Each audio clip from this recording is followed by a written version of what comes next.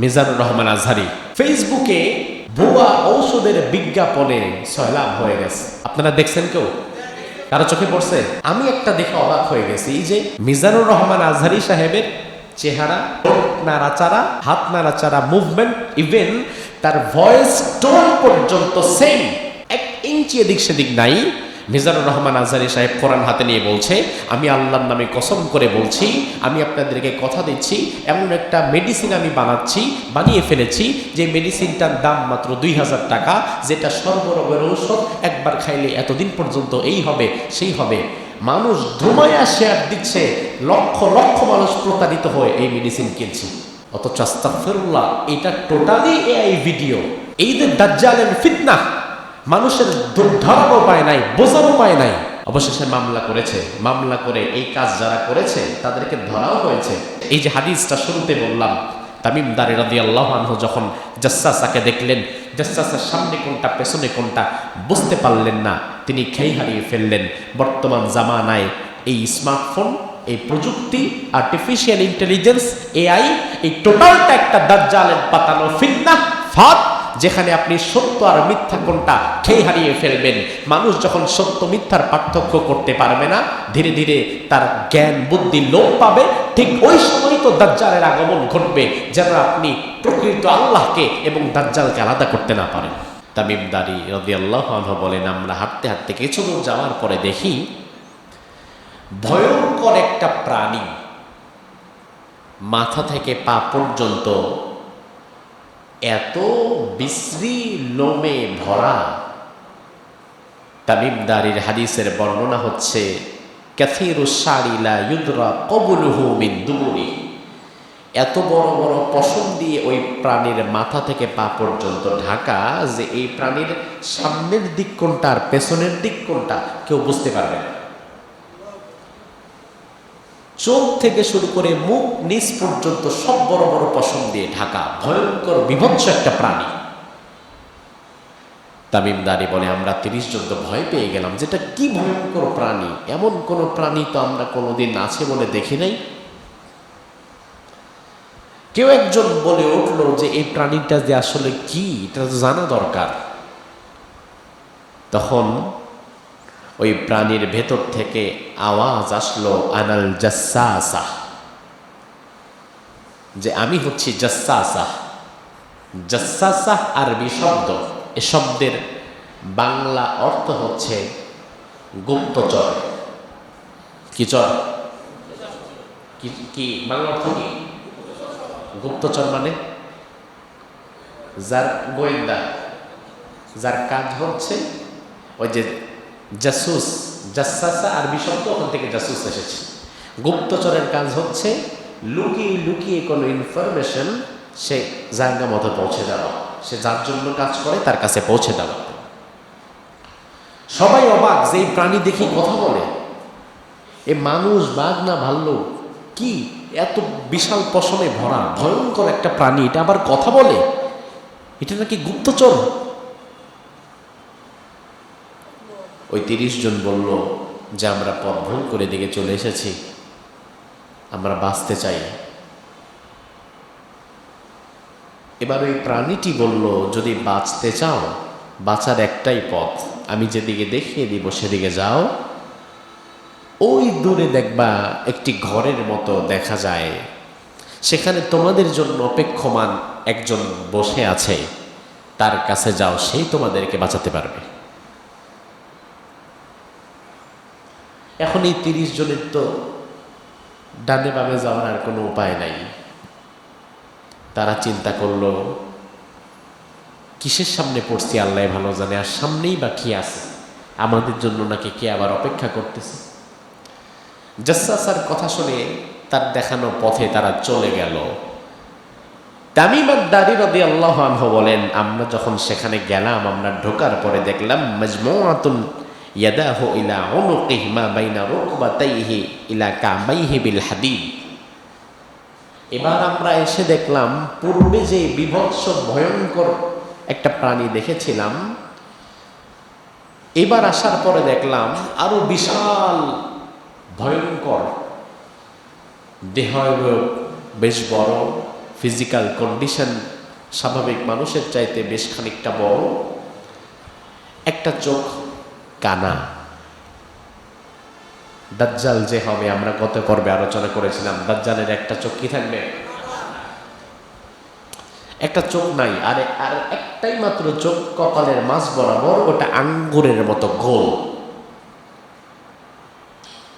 এবং এই লোকটার মাজমুআতুন ইয়াদাহু ইলা উনুকি, তার হাত দুটো, তার উনুক শব্দের অর্থ হচ্ছে ঘাড়, তার হাত দুটো শিকল দিয়ে তার ঘাড়ের সাথে এভাবে বাঁধা। তার মাথা থেকে পা পর্যন্ত মোটা মোটা শিকল দিয়ে পুরা শরীরটা কে যেন বেঁধে রেখেছে। পুরা শরীর শিকলের ভারে, আর কিছু দেখা যায় না, শিকল দিয়ে বাঁধা, হাত দুটো এভাবে বাঁধা। এবার সেই ব্যক্তির সামনে আমরা 30 জন দাঁড়ালাম, যেন আমরা 30 জন তার কাছে অসহায়, হাতির সামনে পিপিলিকা, বিষয়টা এমন। এবার ওই ব্যক্তি আমাদের সাথে কথা বলা শুরু করলেন আমাদের ভাষায়। এই ব্যক্তি তামিমদারি এবং তার সাথীদেরকে মোট 4টি প্রশ্ন করেছিলেন। কয়টি?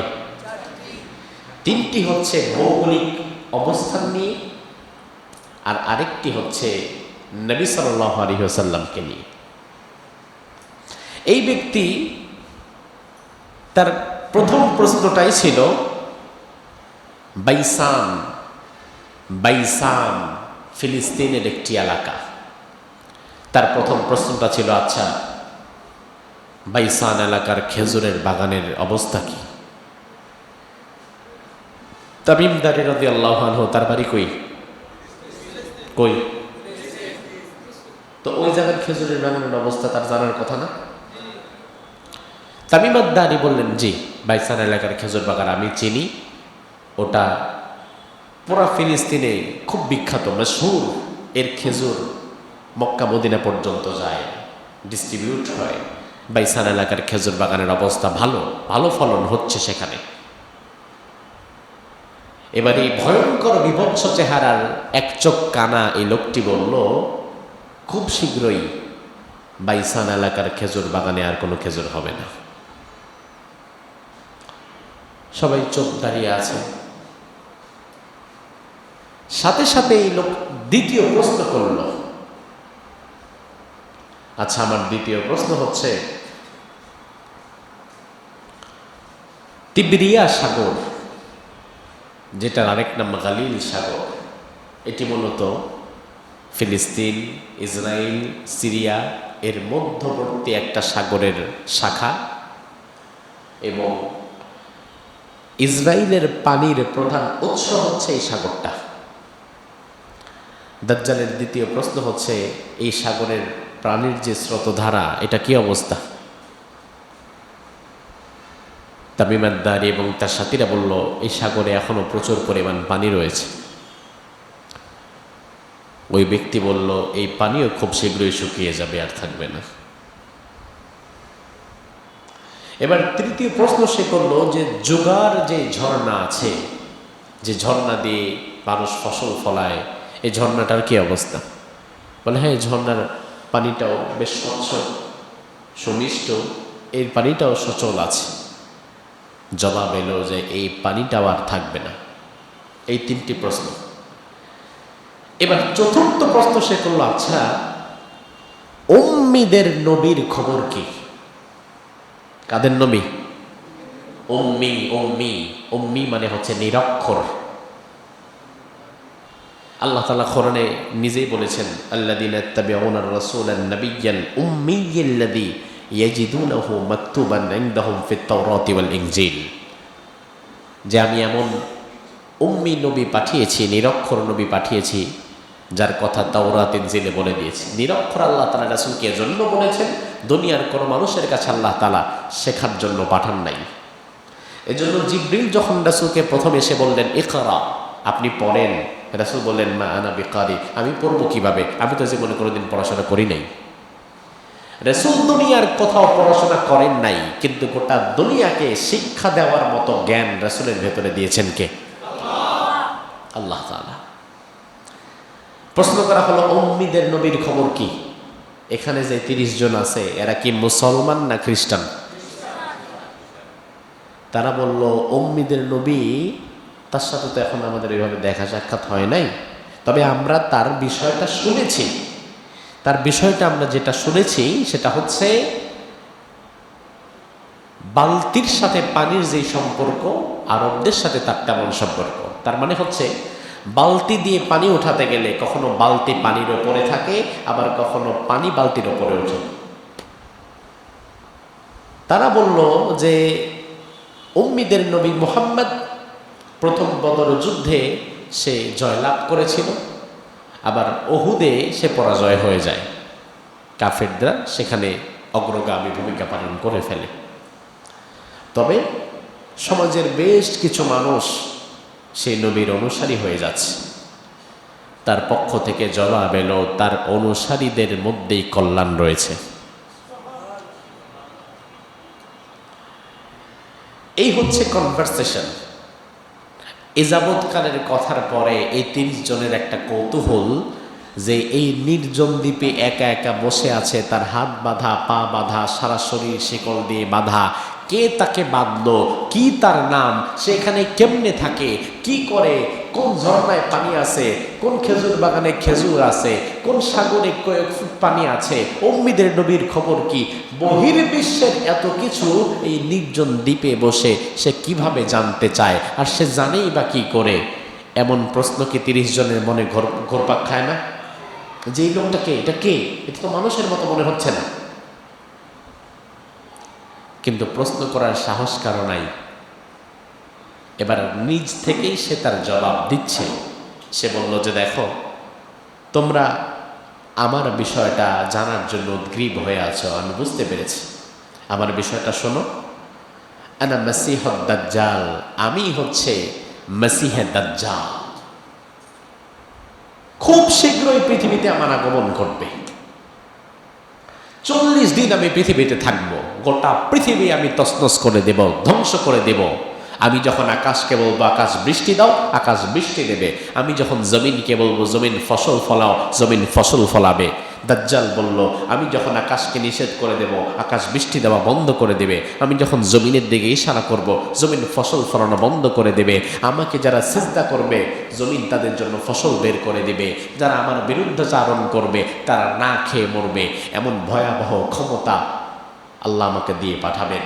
আমি 40 দিন থাকবো, গোটা দুনিয়া তছনছ করে দেব, গোটা দুনিয়া মেসাকার করে দেব। 2টি শহর ছাড়া যে 2টি শহরে আমি প্রবেশ করতে পারবো। ওই 2টা শহর কি? নোয়াখালী আর কুমিল্লা। কি? দাজ্জাল বলল তার কারণ এই 2টি শহরে আমি প্রবেশ করতে পারবো না। একটি হচ্ছে মক্কাতুল মুকাররমা, আরেকটি হচ্ছে মদিনাতুত তাইয়্যিবা। এই কথাগুলো শেষ করার মধ্য দিয়ে তামিম দারী রাদিয়াল্লাহু আনহু তেনারা অতি দ্রুত এই দ্বীপ থেকে পরিত্যাগ করলেন। এবার তামিম দারী চিন্তা করলেন, আচ্ছা আমি যা দেখলাম, আমি আমার চর্মচক্ষু দিয়ে যা দেখলাম, আমি ফিলিস্তিনে বসে না থাকে মদিনায় মুহাম্মদুর রাসূলুল্লাহর কাছে যাই, দেখি আমার বর্ণনার সাথে তার কোনো কথা মিলে কি না। তামিম দারী এইগুলো দেখার অনেক আগেই রাসূল সাল্লাল্লাহু আলাইহি ওয়াসাল্লাম সাহাবায়ে কেরামদেরকে দাজ্জাল কেমন হবে, দাজ্জাল দেখতে কেমন হবে, দাজ্জালের ফিতনা কেমন হবে, দাজ্জালের ক্ষমতা কেমন হবে, এই সব রাসূল আগেই বলে দিয়েছেন। অথচ রাসূলের সাথে দাজ্জালের কোনোদিন দেখা সাক্ষাৎ হয় নাই। এবার তামিম দারী যখন মদিনাতে এসে রাসূল সাল্লাল্লাহু আলাইহি ওয়াসাল্লামকে এগুলো বলা শুরু করলেন, তখন রাসূল সাল্লাল্লাহু আলাইহি ওয়াসাল্লাম মুচকে মুচকে হাসছিলেন। সাহাবায়ে কেরাম তো মসজিদে নববীতে বসে এই ঘটনা শুনে অবাক হয়ে গেলেন। আরে এই লোক জীবনে প্রথম আজকে আমাদের এখানে এসেছে, অথচ রাসূল তো এই লোক যা আমাদেরকে এখন শোনাচ্ছে, রাসূল তো এগুলো আমাদেরকে বছরের পর বছর আগের থেকে আমাদেরকে এগুলো বলে আসছে, অথচ রাসূল তো কোনোদিন ওই দ্বীপে যান নাই। তার মানে রাসূলকে যিনি ওহীর মাধ্যমে জানিয়ে দিচ্ছেন তিনি কে? তামিম দারী রাদিয়াল্লাহু আনহু বললেন, ইয়া রাসূলুল্লাহ, আমি এই জন্য মদিনাতুত তয়্যিবায় চলে এসেছি।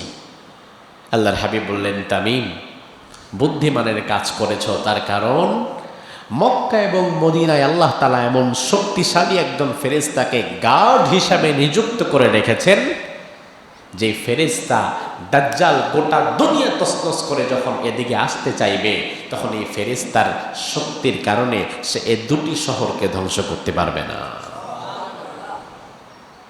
এছাড়া গোটা দুনিয়া তছনছ করে ফেলবে সে। তামিম দারী রাদিয়াল্লাহু আনহু যখন আসলেন, রাসূল সাল্লাল্লাহু আলাইহি ওয়াসাল্লামের কথার সাথে সে মিল পেয়ে গেলেন।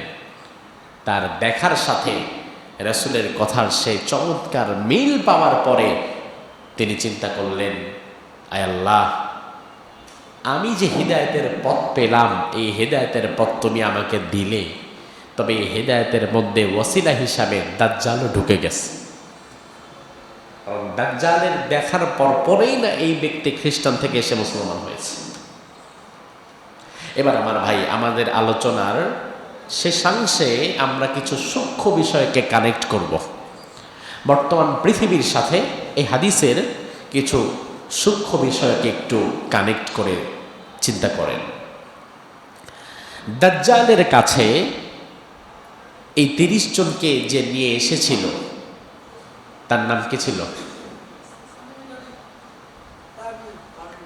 তামিম দারী রাদিয়াল্লাহু আনহু এবং এই বাকি 29 জন, মোট 30 জনের কাফেলা পথ ভুল করে যখন এই নির্জন দ্বীপে ঢুকে যায়, এরপরে দাজ্জাল পর্যন্ত তামিম দারীদেরকে কে যেতে বলেছিল? তার নাম কি ছিল? জাসসাসা। কি কি জাসসাসা। এবার দেখেন, জাসসাসার মূল কাজ হচ্ছে বাহিরের তথ্য সংগ্রহ করে দাজ্জালের কাছে পৌঁছে দেওয়া। ঠিক আজকের জামানায় আমাদের তথ্য প্রযুক্তি এই কাজটা করছে। আপনি বিশ্বাস করেন আর না করেন, আপনার হাতে একটা স্মার্টফোন আছে, তার মানে আপনার প্রাইভেসি বলতে বস্তুত আসলে কিচ্ছু নাই। আপনার প্রাইভেট লাইফ বলতে কিচ্ছু নাই। আপনার ইচ্ছা, মনোবাসনা, আপনার রুচি, আপনার খাবারের টেস্ট, আপনার ধ্যান ধারণা, এই সবটা এই ডিভাইসের মধ্য দিয়ে পৃথিবীর কোনো না কোনো প্রান্তে কোনো মানুষ ঠিক মনিটরিং করতে পারছে। আপনার হয়তো মাথায় এগুলো ঢুকবে না, এটা কিভাবে সম্ভব? অবশ্যই ডেফিনেটলি সম্ভব। তার কারণ, আপনি কি কখনো খেয়াল করেছেন, আপনি ফেসবুকে যা দেখতে চান, যা সার্চ করেন, ধরেন আপনি ইউটিউবে ঢুকলেন, আপনি সার্চ করলেন একটা নতুন বাড়ি বানাতে চাই, ফেসবুক ইউটিউবের অ্যালগোরিদম পরপর পরপর পরপর আপনাকে একটার পর একটা এই কেন্দ্রিক ভিডিওগুলোর দিকে আপনাকে ধাবিত করবে। সে বুঝতে পারছে যে এক্স্যাক্টলি এই মুহূর্তে আপনি কি চাচ্ছেন, আপনি কি খেতে চান, কোন ধরনের রান্না পছন্দ করেন। হয়তো কখনো ইউটিউবে বা ফেসবুকে আপনি একবার লিখেছিলেন, সার্চ করেছিলেন, এটা সারা জীবনের জন্য সে ডাটা সেভ করে ফেলেছে। যে মানুষটা কি চায়, তার রুচিবোধ কী, সে কি করতে চায়, সে কি বানাতে চায়, তার ভবিষ্যৎ ফিউচার প্ল্যান কি, এই যে তথ্যগুলো, এগুলো কিন্তু কোনোটাই আর গোপন নাই। আমাদের আসলে এই মুহূর্তে স্মার্টফোন যাদের কাছে আছে, প্রাইভেসি বলতে তাদের কিচ্ছু নাই। তাদেরকে মনিটরিং করা, অবজারভেশন করা, তাদেরকে ট্র্যাক করা, এটা মুহূর্তের বিষয়। কারণ আপনার কাছে প্রাইভেসি বলতে কিচ্ছু নাই। আপনার ক্যামেরা আপনি দেখছেন এভাবে বসে আছে, কিন্তু এর মধ্যে তো এমনও প্রযুক্তি আছে যেটা আপনি দেখছেন আপনার ফোন অফ, ঘরে ফেলে রেখেছেন, ফোন অফ থাকার পরেও এর মধ্য দিয়ে আপনাকে মনিটরিং করার ক্ষমতা পৃথিবীর অন্য কোনো প্রান্তের আরেকজনের ঠিকই আছে, সেটা করছে। তার মানে হচ্ছে জাসসাসার যেমন কাজ ছিল তথ্য সংগ্রহ করে দাজ্জাল পর্যন্ত পৌঁছে দেওয়া, বর্তমান জামানায় এই ডিভাইসগুলোর মধ্য দিয়ে জাসসাসাগিরি করা হচ্ছে। আমাদের তথ্যগুলো ঠিকই পাশ্চাত্যের কিছু দাজ্জালপন্থী মানুষের কাছে পৌঁছে দেওয়া হচ্ছে। দাজ্জালপন্থী মানুষের কাছে এগুলো পৌঁছে দেওয়া হচ্ছে, আমাদের নিজেদের তথ্যগুলো। 2 নাম্বার জাসাসা। 2 নাম্বার জাসাসার আরেকটা অদ্ভুত গুণ ছিল। তামিম আদ-দারি রাদিয়াল্লাহু আনহু বলেন, লা ইউদরা ক্বাবলুহু মিন দুবুরি। তাকে দেখার পরে আমরা কনফিউশনে পড়ে গেছিলাম যে তার সামনে কোনটা পেছনে কোনটা, সে কথা বলে কোন দিক দিয়ে, তার কি কোন জায়গায় কিচ্ছু বোঝা যায় না। পুরা শরীরটা এমনভাবে ঢাকা পশমের আস্তরে যে কিছুই বোঝা যাচ্ছে না, সামনে কোনটা পেছনে কোনটা চেনা যাচ্ছে না, ধোঁয়াশা সৃষ্টি হয়ে যাচ্ছে। বর্তমান জামানায় এই তথ্য প্রযুক্তি যতটা আপডেট হচ্ছে, যত আপডেট হবে প্রযুক্তি, যত আপডেট হবে, মনে করবেন দাজ্জালের আগমন তত নিকটে চলে এসেছে। আজ থেকে 10 বছর আগে, 5 বছর আগে, বা স্বাভাবিকত আমরা যারা আছি, আমরা আজ থেকে 2, 4, 5 বছর আগেও আর্টিফিশিয়াল ইন্টেলিজেন্স, এআই সম্পর্কে আমরা জানতাম না। কিন্তু বর্তমান জামানায় আর্টিফিশিয়াল ইন্টেলিজেন্স, এআই এত ভয়ঙ্কর ফিতনা সৃষ্টি করেছে। এই যে আমি কথা বলছি, আমার চেহারা, আমার ভয়েস সবটা লাগিয়ে দিবে এমনভাবে যে আমি কথা বলছি, তবে এই কথাগুলো আসলে আমি বলছি না। এমন ভিডিও আপনি এখন অহরহ ফেসবুকে দেখতে পাবেন।